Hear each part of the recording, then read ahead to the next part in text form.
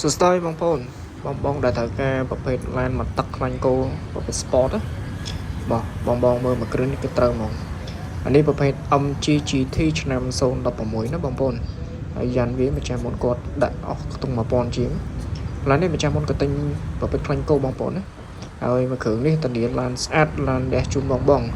សាឡៃ 2AJ 8809បងឡានសាឡៃហុងស៊ុយមើលពីក្រោយរៀងជះសង្ហាតបងប្អូនណាហើយសម្រាប់បងដែលត្រូវការបាទអញ្ជើញមកមើលមួយគ្រឿងនេះមកឡាននេះតំកាត់ចូលក្តៅទេបងណាខាងក្នុងវាអីតតងជាមួយខាងអេក្រង់គឺជាប្រភេទអេក្រង់ស៊ីនមកប្រងចាប់បងយើងវាសួរក្នុងការប្រើប្រាស់កម្មវិធីឬក៏ connect Bluetooth បងប្អូនណាឡាននេះដបបោក2តង់ហើយកាមេរ៉ាស៊ីនខុសទៀតអញ្ចឹងបងប្អូនដែលត្រូវការមកទឹកខ្លាញ់គោបាទអាចមកមើលបានឡាននេះតានីឡានមើលពេញផ្នែកបងប្អូនសម្រាប់បងប្អូនដែលចង់វាយដូរក៏បានទិញលុយសុទ្ធបងរំលោះបានដូចគ្នាបច្ចេកទេសចំណុចពិសេសឡាននេះគឺសម្បាំងភ្លោះបងប្អូនសម្បាំងខូចភ្លោះ2អរគុណច្រើនបងប្អូន